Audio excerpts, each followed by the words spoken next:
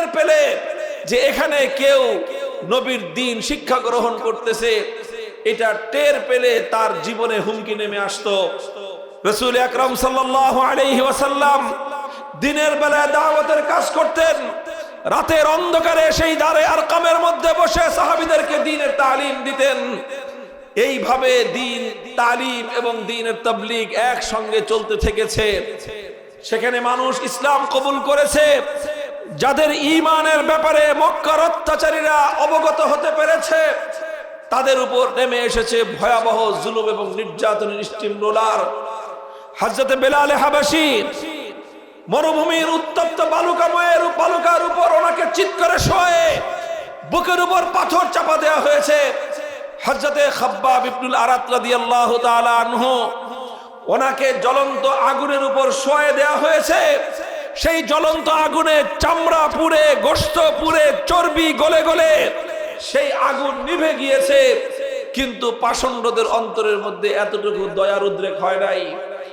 হযরত ইয়াসির রাদিয়াল্লাহু তাআলা আনহু ইসলাম গ্রহণ করবার অপরাধে ওনার দুটি পা দুই উটের সঙ্গে বেঁধে দিয়েছে, দুই উট দুই দিকে হাঁকায় নিয়ে গেছে। আল্লাহু আকবার। হযরত ইয়াসির রাদিয়াল্লাহু তাআলা আনহু তার শরীর দ্বিখণ্ডিত হয়ে তিনি শাহাদাত বরণ করেছেন। ওনার স্ত্রী হযরত সুমাইয়া রাদিয়াল্লাহু আনহা, আবু জাহাল নিজের হাতে বিষাক্ত ধারালো বল্লমের আঘাতে ওনার তলপেট দিয়ে বিদ্ধ করে ওনাকে শহীদ করে দিয়েছেন। বাপ মা দুজন শহীদ হওয়ার পর হযরত আম্মার রাদিয়াল্লাহু আনহুকে পায়ের মধ্যে রশি বেঁধে মাথা নিচের দিকে দিয়ে কূপের মধ্যে ঝুলিয়ে রেখেছে ঘন্টার পর ঘন্টা। যত ধরনের জুলুম আর অত্যাচার হতে পারে সব মক্কার মাটিতে একটা একটা করে তারা বাস্তবায়ন করেছে। স্বয়ং আমাদের নবী মুহাম্মদ আরবি সাল্লাল্লাহু আলাইহি ওয়াসাল্লাম কাবা শরীফের সামনে নামাজ পড়তেছিলেন। আবু জাহাল পেছন থেকে এসে গলায় গামছা পেঁচিয়ে আমার নবীকে শ্বাসরুদ্ধ করে হত্যা করার চেষ্টা করেছে। নবীজি সিজদায় লুটিয়ে পড়েছেন। উকবা ইবনে আবি মুআইদ উটের ভুঁড়ি এনে নবীজির মাথার উপর ফেলে দিয়ে যে নবীকে শ্বাসরুদ্ধ করে হত্যার চেষ্টা চালিয়েছে। যত রকম ষড়যন্ত্র, যত রকম নির্যাতন হতে পারে, শিয়াবে আবি তালেবের মধ্যে আল্লাহর নবী এবং তার গোটা পরিবারকে একদিন দুই দিন নয় 3 বছর পর্যন্ত অবরুদ্ধ করে রেখেছে। কোনো খাওয়ার ব্যবস্থা নাই, থাকার ব্যবস্থা নাই। খোলা আসমানের নিচে বাচ্চাদেরকে নিয়ে 3 বছর অবস্থান করেছেন। গাছের পাতা খেয়ে জীবন ধারণ করেছেন, কিন্তু আল্লাহর নবী তার মিশন বাস্তবায়ন থেকে এক চুল পরিমাণ পিছপা হন নাই। এভাবেই চলতে চলতে 10 বছর পর্যন্ত চললেন। নবীজি দেখলেন যে মক্কার যাদের কপালে হেদায়েত ছিল তারা কবুল করে ফেলেছে, বাকি যেগুলো আছে দেখলেন যে এদের কপালে হেদায়েত নসিব হওয়া অনেক কঠিন। নবীজি মক্কার মানুষ থেকে অনেকটা নিরাশ এবং হতাশ হয়ে গেলেন, কিন্তু আল্লাহর নবী তার মিশন থামালেন না। মক্কার মানুষ কবুল করে না তো কি হয়েছে, নবীজি তায়েফে গেলেন। তায়েফে গিয়ে সকাল থেকে সন্ধ্যা সারা দিন এক একজন মানুষের কাছে গিয়ে গিয়ে দ্বীনের দাওয়াত দিতে আরম্ভ করলেন। 1 মাস পর্যন্ত তায়েফে এই দাওয়াতের মেহনত চালালেন। দুর্ভাগ্যজনকভাবে তায়েফের এত মানুষ, একটা মানুষও 1 মাসের মধ্যে কালেমা পড়ে নাই। শুধু নবীর দাওয়াত প্রত্যাখ্যান করেছে তাই নয়, বরং তারা নির্মম আচরণ করেছে আল্লাহর নবীর সঙ্গে। নবীজি কারো কাছে দাওয়াত দিতে গেলে সে দাওয়াত কবুল তো করেই না, উপরন্তু তায়েফের দুষ্ট সন্ত্রাসী বালকদেরকে ইঙ্গিত করে দেয়, লেলিয়ে দেয় যে তোমরা এই লোকটার উপর পাথরের বৃষ্টি বর্ষণ করো। এইভাবে আল্লাহর নবীর উপর পাথরের বৃষ্টি বর্ষণ হতে থাকে। নবীজি পাথরের আঘাতে আঘাতে রক্ত ঝরতে ঝরতে মাথার রক্ত পায়ে পড়ে, পায়ের চপ্পল পায়ের সাথে আটকে গিয়েছে। নবীজি বেহুশ হয়ে জমিনের মধ্যে পড়ে যান। আল্লাহর নবী যখন দুর্বল হয়ে মাটিতে পড়ে যান, তখন কিছু বয়স্ক লোক এসে নবীজির 2 হাত ধরে দাঁড় করায় দেয়, বলে আপনি চলে যান, চলে যান। আর বালকদেরকে বলে এই তোরা আর মারিস না, আর মারিস না। এই কথা বলে যখনই আমার নবী 2 কদম সামনে আগান, এই লোকগুলোই আবার ওই দুষ্ট সন্ত্রাসীদেরকে উস্কানি দেয় যে আবার মার, আবার মার। তারা আবার পাথরের বৃষ্টি বর্ষণ করে। এইভাবে একসঙ্গে একই সঙ্গে নবীর উপর পাথরের বৃষ্টি বর্ষণ করা হয়েছে, রক্তে রঞ্জিত করা হয়েছে, আবার সে রক্তের সঙ্গে উপহাস করা হয়েছে। যেমনটা আমাদের শাপলা চত্বরে আমাদের নবী প্রেমিক তাওহীদি জনতার বুকগুলোকে বুলেটের আঘাতে ঝাঁঝরা করা হয়েছে, আমার ভাইদের লাশগুলো বাংলাদেশ ব্যাংকের সামনে শাপলা চত্বরের সামনে পড়েছিল, আমাদেরকে হত্যা করে আবার জাতীয় সংসদে দাঁড়িয়ে আমার ভাইয়ের শাহাদাতের রক্তের সঙ্গে উপহাস করে বলা হয়েছে সেখানে নাকি আমাদের শহীদরা বুকে রং মেখে শুয়েছিল। ঠিক একই কায়দায় সেই তায়েফে আল্লাহর নবীর রক্ত ঝরানো হয়েছে, আবার সে রক্তের সঙ্গে উপহাস করা হয়েছে। আমার নবী সব সহ্য করেছেন, কিন্তু আল্লাহর দ্বীনের পথ থেকে এক চুল পরিমাণ বিচ্যুত হননি। 1 মাস পরে আল্লাহর নবী মক্কায় ফিরে আসলেন। নবীজি হতাশ হলেন যে তায়েফেও হলো না, মক্কাতেও হলো না। আমি জিজ্ঞাসা করতে চাই আপনাদের কাছে, আপনারা বলুন তো দেখি, আল্লাহর পয়গম্বর এর পরে কি নিজের দাওয়াতের মিশন বন্ধ করে দিয়েছিলেন? নিজের পথ চলার আল্লাহর নবীর থমকে গিয়েছিল? না, থমকে যায় নাই। এরপরেই আসলো হজের মৌসুম। হজের মৌসুমে বিভিন্ন এলাকা থেকে লোকজন আসে হজ করতে। নবীজি তাদের পিছনে পিছনে ছুটতে আরম্ভ করলেন। মিনার ময়দানে, আকাবার মাঠে নবীজির সঙ্গে 6 জন ব্যক্তির সাক্ষাৎ, যাদের বাড়ি হলো ইয়াসরিব। ইয়াসরিব হলো মদিনার পুরনো নাম। 6 জন ব্যক্তি আল্লাহর নবীর সঙ্গে পরিচয় হলো। নবীজি তাদের কাছে তাওহীদের দাওয়াত পেশ করার সাথে সাথে একসঙ্গে 6 জন মানুষ কালেমা পড়ে ইসলাম কবুল করলেন। মক্কার মানুষ কালেমা কবুল করে না। তায়েফে 1 মাস মেহনত করার পরে রক্ত দিয়েও একটা মানুষকে কালেমা পড়াতে পারেন নাই। আল্লাহ পাক রব্বুল আলামিন তার বিনিময় এবং বদলা দিলেন কি, যে মেঘ না চাইতেই বৃষ্টি। নবীজি দাওয়াত দেওয়ার সাথে সাথে ইয়াসরিবের 6 জন মানুষ কালেমা পড়ে মুসলমান হয়ে গেল। তারা ইয়াসরিবে ফিরে গেলেন, মদিনায় ফিরে গেলেন। গিয়ে তারা নিজেরা আরো মানুষ তৈরি করলেন। পরের বছর তারা আবার আসলেন। এবার 6 জন নয়, এবার আসলেন 12 জন। নবীর হাতে হাত রেখে তারা শপথ নিলেন, ইয়া রাসূলুল্লাহ, আপনার এই আদর্শ এটাই আমাদের আদর্শ, আপনার ধর্ম এটাই আমাদের ধর্ম, আপনার মিশন আমাদের মিশন, আপনার সংগ্রাম আমাদের সংগ্রাম, আপনার লড়াই আমাদের লড়াই। মক্কায় আপনার দ্বীন আপনি কায়েম করতে পারেন নাই, হে নবী আসুন মদিনায়, মদিনার মাটিকে আমরা ইসলামের ঘাঁটি হিসেবে গড়ে তুলবো ইনশাআল্লাহ।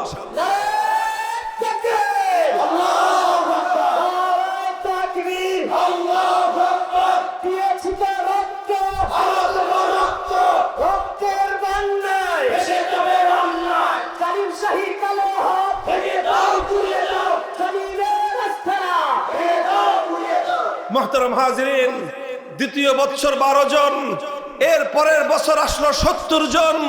মদিনায় ইসলামের অনুকূল পরিবেশ কায়েম হয়ে গেল। 70 জন এসে নবীর হাতে হাত রেখে শপথ নিলেন, বায়াত হলো, বায়াতে আকাবায়ে সানিয়া হলো। তারা বললেন, ইয়া রাসূলুল্লাহ, এবার আমরা 1 জন 2 জন নয়, 70 জনের নুরানি কাফেলা পবিত্র মদিনার মাটিতে আল্লাহর দ্বীনকে জিন্দা করার জন্য আমরা প্রস্তুত। কাজী আপনি মদিনায় চলে আসুন, আমরা আপনার সঙ্গে থেকে আপনার সামনে পিছনে ডানে বামে চতুর্দিক থেকে আমরা আপনাকে সহযোগিতা করব। মক্কায় আপনি পারেন নাই, আপনি মদিনায় আসুন, মদিনার মাটি ইসলামের জন্য ইনশাআল্লাহ উর্বর হবে।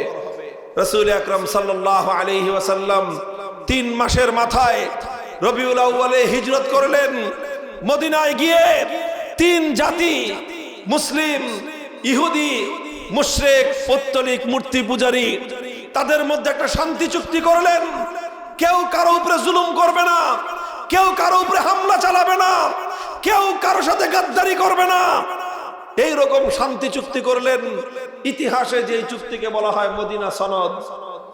মদিনা সনদ হলো আল্লাহ রাসূল সাল্লাল্লাহু আলাইহি ওয়াসাল্লাম দেখলেন যে একটা নিরাপদ পরিবেশ পাওয়া গিয়েছে, সেখানে মসজিদ নির্মাণ করলেন, মসজিদে নববী। এই মসজিদে এখন আর কেউ নামাজ পড়লে গলায় গামছা পেঁচে শ্বাসরোধ করতে হত্যা করতে চায় না। এখানে কেউ আল্লাহর দরবারে সিজদা করলে কেউ মাথায় উটের ভুঁড়ি এনে নিক্ষেপ করে না। এখানে কেউ কালেমা পড়লে তার বুকের উপর পাথর চাপা দেওয়া হয় না। এখানে কেউ কালেমা পড়লে জ্বলন্ত আগুনের উপর শোয়ে তাকে নির্মমভাবে নির্যাতন চালানো হয় না। এখানে কেউ কালেমা পড়লে তাকে দ্বিখণ্ডিত করা হয় না। সোনার মদিনায় আল্লাহর মেহেরবানিতে এমন একটা শান্তিপূর্ণ নিরাপদ পরিবেশ সৃষ্টি হয়ে গেল। আল্লাহর নবী তার জীবন কি করো এটা রে? আল্লাহর নবী তার জীবন চলার পথ বন্ধ করে দেন নাই। কথা বলেন ঠিক না বেঠিক? নবীজি দেখলেন যে আলহামদুলিল্লাহ মদিনায় অনুকূল পরিবেশ পাওয়া গিয়েছে, একটা নিরাপদ জায়গা পাওয়া গিয়েছে, ইসলামের শক্তি বাড়তেছে, মুসলমানদের সংখ্যা বাড়তেছে। আলহামদুলিল্লাহ একটি শক্তিশালী একটা কাফেলা তৈরি হয়ে গেল। এবার আমার নবীজি সিদ্ধান্ত গ্রহণ করলেন, এখন আমাদেরকে আরো সামনে আগাতে হবে। এতটুকু নিয়ে সন্তুষ্ট হলে দুনিয়াতে আল্লাহর দ্বীন বিজয়ী হবে না। এতটুকু নিয়ে ক্ষান্ত হয়ে গেলে আমরা মঞ্জিল পর্যন্ত পৌঁছতে পারবো না, আমরা গন্তব্য পর্যন্ত পৌঁছতে পারবো না।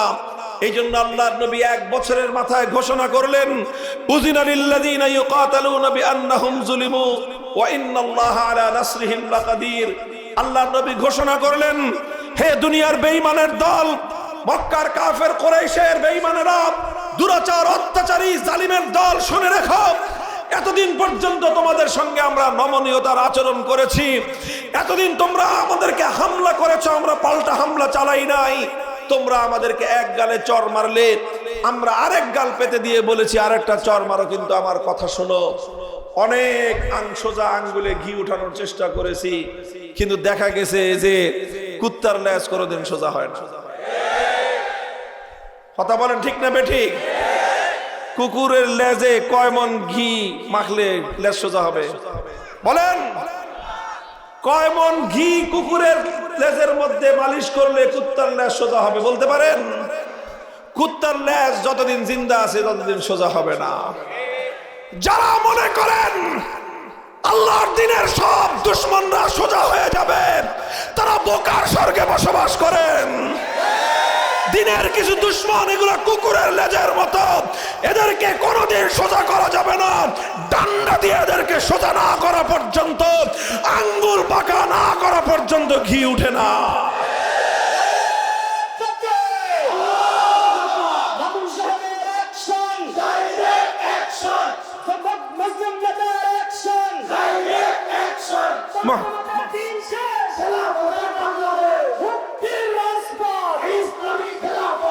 আল্লাহর নবী ঘোষণা করলেন, আল্লাহর পয়গম্বর ঘোষণা করলেন, এখন থেকে ইসলামের নীতি হলো, যারা ইসলামের উপর আঘাত করতে আসবে, যারা আল্লাহর দ্বীনের বাতি, আল্লাহর দ্বীনের প্রদীপ যারা নিভিয়ে দিতে আসবে, যেই কালো হাত কোন নির্যাতিত নিপীড়িত মজলুম মুসলমানকে হামলা করতে আসবে, এখন আর এমনি ছেড়ে দেওয়া হবে না। যেই কালো হাত ইসলামের দিকে অগ্রসর হয়ে আসবে, সে হাত ভেঙ্গে গুড়িয়ে দেওয়া হবে। আল্লাহর নবী বদরের রণাঙ্গনে গেলেন, রক্ত দিলেন, 14 জন সাহাবী শাহাদাত বরণ করলেন। ওহদের ময়দানে গেলেন, 70 জন প্রিয় সাহাবীর জীবন গেল। নবীজির প্রাণাধিক প্রিয় চাচা যান হযরতে হামজা ইবনে আব্দুল মুত্তালিব রাদিয়াল্লাহু আনহু শহীদ হলেন। বেঈমানের দল ওনার বক্ষ বিদীর্ণ করে, কলিজা বের করে চিবায়ে চিবায়ে খেলো। আমার নবীর শরীর, নবীজির রক্তক্ষরণ হলো হৃদয় থেকে। আমার নবী নিজে মাথা ভাঙলেন, দান শহীদ করলেন। সর্ব শরীর থেকে রক্ত ঝরতে ঝরতে আমার নবী বেহুশ হয়ে জমিনে পড়ে গেলেন। কিন্তু আমার নবী ওই অবস্থাতেও সাহাবায়ে কেরামকে ডেকে ডেকে বললেন, ইলাইয়া ইবাদাল্লাহ, ইলাইয়া ইবাদাল্লাহ, হে আল্লাহর বান্দারা, আমাদের জীবন যেতে পারে, আমরা শহীদ হতে পারি, যতদিন এই জমিনে একজন ইমানদার থাকবে ততদিন আল্লাহর দ্বীনের ঝান্ডা ভুলুণ্ঠিত হতে পারে না। নবীজি সামনে অগ্রসর হলেন। খন্দকের জিহাদ হলো। অভাব, অনটন, ক্ষুধা, তৃষ্ণা, দারিদ্র্যের কষাঘাতে জর্জরিত, পেটে পাথর বাঁধলেন। অভাবের কারণে পেট শূন্য হয়ে পেটে পাথর বেঁধেছেন, কিন্তু আল্লাহর দ্বীনের পথ থেকে নবীজি এক চুল পরিমাণ পিছপা হন নাই। আল্লাহর পয়গম্বর সামনে অগ্রসর হতে থাকলেন। ইত্য বছরে মদিনায় ইহুদি সম্প্রদায় একটার পর একটা গাদ্দারি করলো। বনু কাইনুকা গাদ্দারি করলো, বনু নজির গাদ্দারি করলো। নবীজি এক একটা গাদ্দারকে দৃষ্টান্তমূলক শাস্তি দিলেন। প্রথম দুই সম্প্রদায় বিশ্বাসঘাতকতার অপরাধে তাদেরকে মদিনা থেকে বহিষ্কার করলেন। সর্বশেষ সবচেয়ে বড় গাদ্দারিটা করেছিল বনু কুরাইজা। এই গাদ্দারির পরে আল্লাহর নবী তাদেরকে দৃষ্টান্তমূলক শাস্তি দিলেন।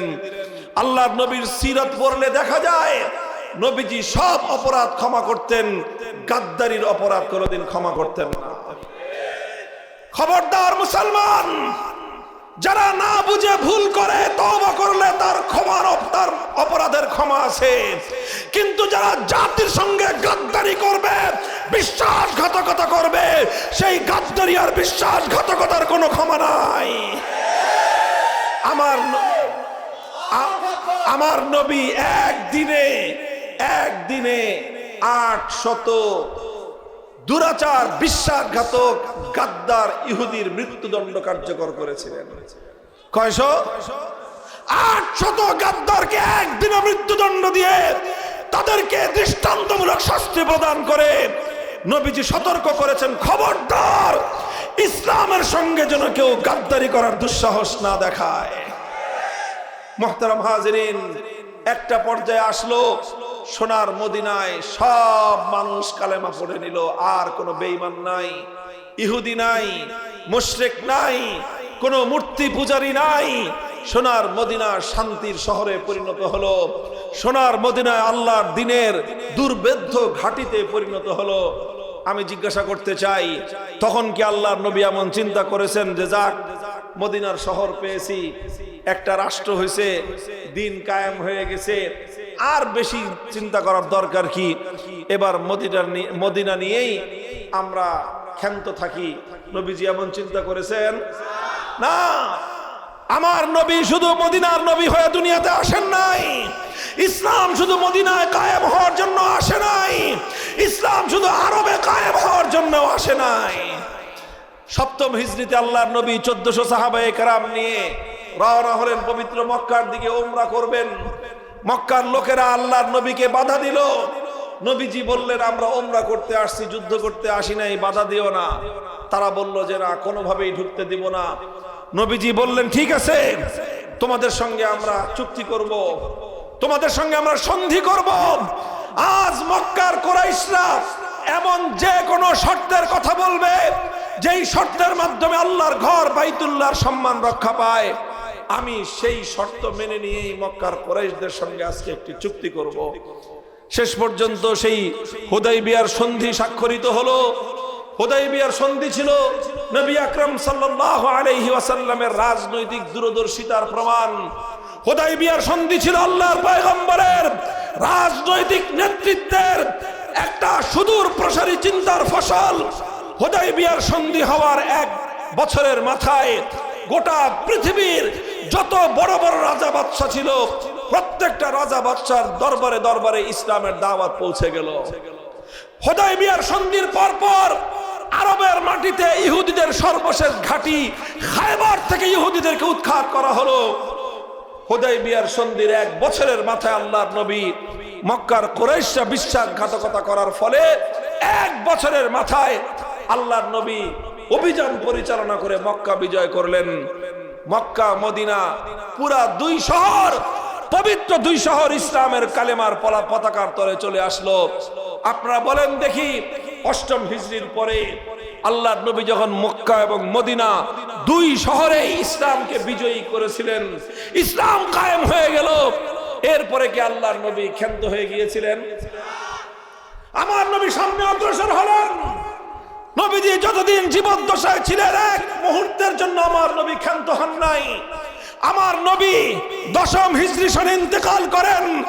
ইন্তেকালের সময়ে 12.5 লক্ষ বর্গ মাইল, কতটুকু এলাকা বলেন? 12.5 লক্ষ, বলেন 12.5 লক্ষ বর্গ মাইল। এটা কত বড় এলাকা হয় জানেন? আমাদের বাংলাদেশটা কত বড় জানেন? 55,000 বর্গ মাইল। অনলি কত? এবার এটারে 24 দিয়ে গুণন দেন। 50কে যদি আপনি 25 দিয়ে গুণ দেন তাহলে হবে 12.5। কথা ঠিক? 50,000কে যদি আপনি 25 দিয়ে গুণ দেন 12.5 লক্ষ বর্গ মাইল। অর্থাৎ এই বাংলাদেশটার সমান 25টা দেশ জোড়া দিলে যতটুকু এরিয়া হয়, এই বিশাল এরিয়ায় একমাত্র আল্লাহর দ্বীন কায়েম হলো, কোরআনের শাসন বাস্তবায়িত হলো, ইসলামী খেলাফত কায়েম করে আমার নবী মদিনার রওজায়ে আতহারে ঘুমাতে গিয়েছেন। 12.5 লক্ষ বর্গ মাইলে আল্লাহর দ্বীন জিন্দা হয়েছে। মুহতারাম হাজিরিন, আমি আপনাদেরকে এরপরে আখেরি প্রশ্নটা করতে চাই। আমার নবী 12.5 লক্ষ বর্গ মাইল জুড়ে ইসলামী হুকুমত কায়েম করলেন, ইসলামী খেলাফত প্রতিষ্ঠা করলেন। 12.5 লক্ষ বর্গ মাইল জুড়ে এক আল্লাহর বিধান বাস্তবায়িত হলো। এরপরে নবীর সাহাবীরা তারা এমন মনে করেছিলেন যে যথেষ্ট হয়েছে, আর সামনে আগানোর দরকার নাই। এমন ছিল? বলেন এমন ছিল?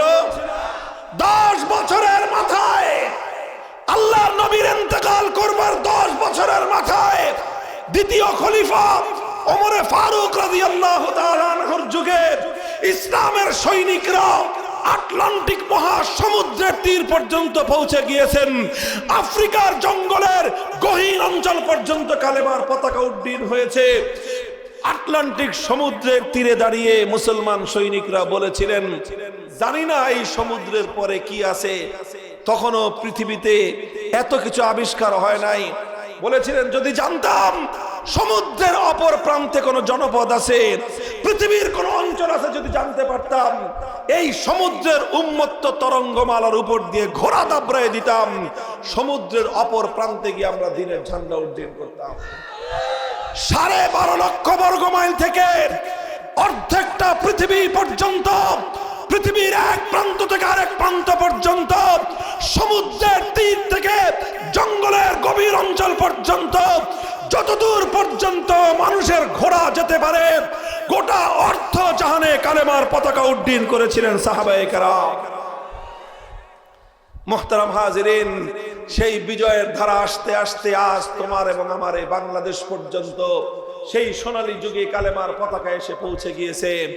সুতরাং ও দুনিয়ার মুসলমান, বাংলাদেশের আজকের এই নতুন প্রজন্মের যুবক সন্তানদেরকে আমি বিশেষ করে বলতে চাই, ঠিক তদ্রূপ আমার নবীর আদর্শের অনুসরণ করে আমাদের পূর্বপুরুষগণ, আমাদের বাপদাদারা আমাদের জন্য এই জমিন, এই যে এই মাটিতে আমরা বসে আছি, এই মাটি আমার সেজদার মাটি, এই মাটি আমার জায়নামাজের মাটি, এই মাটি ইসলামের মাটি, এই মাটি ইসলামের ঘাঁটি। আল্লাহর দ্বীন কায়েম করবার জন্য এই মাটিটা আমাদের পূর্বপুরুষরা ক্রয় করেছিল, টাকা দিয়ে নয়, ঘাম, অশ্রু আর রক্ত দিয়ে মাটি কিনে দিয়ে গেছে আমাদের জন্য।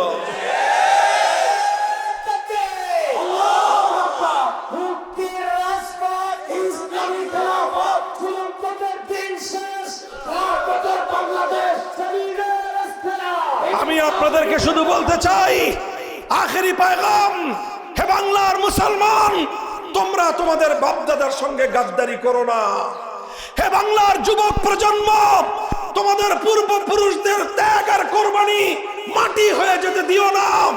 তোমাদের পূর্বপুরুষরা অনেক ত্যাগ আর কোরবানির মাধ্যমে, অনেক লড়াই আর সংগ্রাম করে তোমাদের জন্য এই জমিনকে তারা মুক্ত এবং স্বাধীন করে রেখে গেছেন। 190 বছর, কত বছর? 190 বছর ইংরেজদের বিরুদ্ধে লড়াই করেছেন। 1905 সালে কলকাতার দাদাবাবুদের খবরদারিকে খতম করে পূর্ব বাংলা নামক এই মাটিকে তারা কলকাতার আধিপত্যবাদ থেকে মুক্ত করেছেন। রবীন্দ্রনাথ ঠাকুর সহ উগ্র হিন্দুত্ববাদী সাম্প্রদায়িক গোষ্ঠী সহিংস আন্দোলনের মাধ্যমে আবার এই বাংলার মুসলমানদেরকে তারা তাদের করতলগত করার চেষ্টা চালিয়েছিল। এই জন্য আমাদের বাপদাদারা 1947 সালে দিল্লিকে লাল কার্ড দেখিয়ে বাংলার মাটিকে দিল্লির আধিপত্য এবং গোলামি থেকে মুক্ত করেছিলেন। তারা বলেছিলেন মুসলমানদের ভূমিতে ইসলাম কায়েম হবে, মুসলমানদের জমিনে ইসলাম ছাড়া অন্য কিছু চলতে পারে না। 47 সালে মুসলমানদের জন্য আলাদা ভূমি হলো। দুর্ভাগ্যজনকভাবে পশ্চিম পাকিস্তানিরা গাদ্দারি করলো। 24 বছর পর্যন্ত যে মাটি ইসলামের জন্য মুক্ত হয়েছিল, যেই দেশটা ইসলামের জন্য স্বাধীন হয়েছিল, 24 বছর পর্যন্ত পশ্চিম পাকিস্তানের খান পাঠানের গোষ্ঠী ওরা সেই আল্লাহর দ্বীন এবং কোরআনের শাসন বাস্তবায়ন করে নাই। যার কারণে 1971 সালে পশ্চিম পাকিস্তানিদেরকে ঝাঁটাপেটা করে এই দেশ থেকে বিতাড়িত করা হয়েছে। দুর্ভাগ্য আমাদের পিছু ছাড়ে নাই। 71-এর মুক্তিযুদ্ধের পর মনে করেছিল এই দেশটা জুলুম এবং বৈষম্য মুক্ত হবে।